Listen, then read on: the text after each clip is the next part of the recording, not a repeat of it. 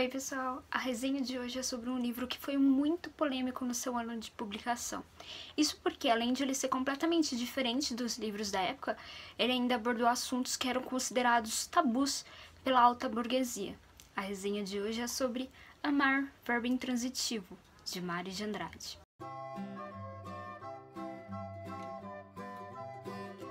O escritor é o grande queridíssimo Mário de Andrade, que foi muito detestado nas semanas de 22, porque ele era acusado de ser modernista, futurista.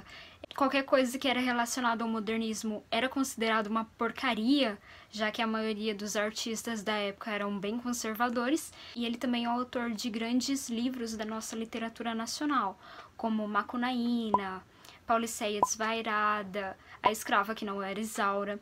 Então foi um escritor muito importante para o enriquecimento da nossa literatura. O livro foi publicado em 1927, durante um período de grande renovação literária e artística, com a introdução do modernismo em 1922, né? Só que se nós pensarmos no modernismo, que foi esse movimento com diversos artistas, Mário e Oswald de Andrade, Manuel Bandeira, Tarsila do Amaral, Anita Malfatti, enfim, foi um grande movimento que defendia uma renovação. Uma renovação seria um rompimento com o passado, principalmente gramatical. Então eles defendiam uma escrita livre, uma escrita mais próxima da linguagem oral.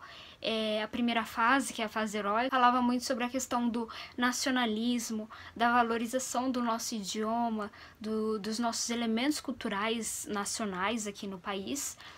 E foi um movimento que causou um verdadeiro reboliço, porque as pessoas estavam acostumadas à escrita parnasiana, a escrita romântica, simbolista, que é uma escrita mais formal, com uma riqueza gramatical, que obedece à norma culta, de maneira a conseguir chamar a atenção do leitor, né?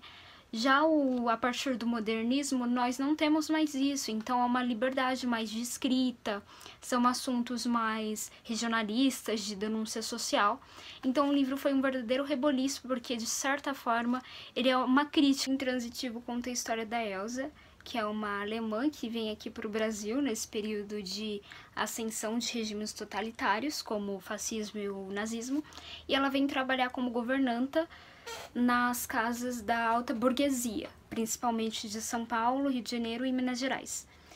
Então, a história toda se passa na Avenida Higienópolis, é uma grande avenida aqui em São Paulo, e ela vem trabalhar em uma casa dos Costa Souzas, que é uma grande família, para inicialmente dar aulas de alemão e piano às crianças, precisamente ao Carlos, que é o adolescente. E mais tarde, a própria Elsa se define como professora do amor, ou seja, a função dela é ensinar a arte de amar aos adolescentes. Isso basicamente é uma crítica que o Mário de Andrade fez, porque é uma governanta que é contratada pelas famílias e vem ensinar essa arte de amar para que os adolescentes não acabem se perdendo, né? Envolvam com pessoas de classes sociais diferentes, enfim. E daí ela chega nessa casa, ela é muito bem recebida. No início ela ficou um pouco preocupada, porque o Carlos, que é o garoto que precisa ser ensinado, né? O aluno dela, ele não tem muito interesse pelo alemão, nem por ela. Porém, depois de muita insistência, ele acaba vendo a beleza da personagem, né? E essa é uma característica muito legal do livro, porque o próprio Mário de Andrade, ele fala que nós precisamos imaginar a Elsa da nossa forma, e não da maneira como ele escreve. A Elsa, ela precisa estar na nossa imaginação. Então, ela consegue se aproximar do Carlos cada vez mais. Eles fazem aula de alemão, depois ele quer piano só para passar mais tempo com ela, até que ela consegue, por fim, ensinar a arte de amar. Essa arte de amar, ela é constituída em algumas etapas, né? A primeira seria a iniciação sexual, a segunda é a introdução ao ciúme da mulher, ou seja, ela mesma sente ciúmes para mostrar como o ciúmes existe nessas relações amorosas, e a terceira seria a partida. Ou seja, após o fim de um grande amor que nós conseguimos de fato amadurecer. E nesse caso, é a partir do fim de um grande amor que Carlos torna-se um homem. Existem diversos motivos pelos quais esse livro foi criticado no ano de lançamento, porque é um livro que tem uma liberdade gramatical, então não tem capítulos, a linguagem é uma linguagem acessível, mais próxima da nossa linguagem oral, basicamente, e é um livro erótico que critica a alta burguesia, fala da hipocrisia que existe nela. Então foi um livro que causou um rebuliço no ano de publicação, em 1927. Algumas pessoas achavam que aquilo era um retrocesso, ter um livro como esse. E o livro tem uma leitura fácil, então é uma leitura rápida, assim, um livro que dá para ler em um dia, eu diria. O Mário de Andrade utiliza um recurso muito legal, que ocorre também no romance machadiano, em Memórias Póstumas de Brás Cubas, que é a capacidade do escritor conversar com o leitor.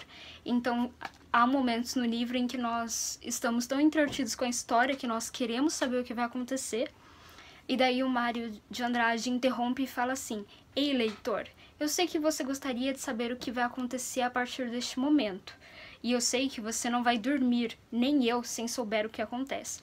Porém, por motivos pessoais eu decidi não contar aqui. Por que não falamos sobre tal coisa?" Então ele muda completamente o assunto e depois ele retoma a história. É um recurso muito legal que faz com que a leitura flua de maneira muito rápida. Ele faz meio que uma carta aberta às pessoas que provavelmente irão criticar o livro e a personagem principal, que é a Elsa. Segundo o Mário, os personagens não são criados, são os personagens que escolhem o autor. Eu vou ler uma frase para vocês. São os personagens que escolhem os seus autores, e não estes que constroem as suas heroínas. Mas eu só queria saber, neste mundo misturado, quem concorda consigo mesmo. Somos misturas incompletas, assustadoras, incoerentes, metades, 3/4 e quanto muito 9/10. Não existe mais uma única pessoa inteira neste mundo, e nada mais somos que discórdia e complicação. Então, é muito comum nisso, ele para um pouco a história, fala um pouco da opinião dele, se defende, ele fala: "Me defendo já", defende o personagem dele, a história, e depois retoma todos os acontecimentos. Um livro muito inovador. Se nós lermos um livro do parnasianismo, por exemplo, nós conseguimos perceber a diferença. Então, sem dúvidas, é uma leitura que vale muito a pena. E é uma das grandes obras nacionais, né, do nosso país. E essa rigidez gramatical, ela é tão criticada no livro que até na capa nós temos uma grande diferença. Quando falamos em amar, quem ama ama algo, ou seja, o verbo amar exige um complemento, é portanto um verbo transitivo. Amar, verbo intransitivo, significa por si só amar, ou seja, a palavra tem significado em si mesma. Então é isso, pessoal, a resenha de hoje. Se tiverem alguma dúvida, deixem nos comentários e até o próximo vídeo.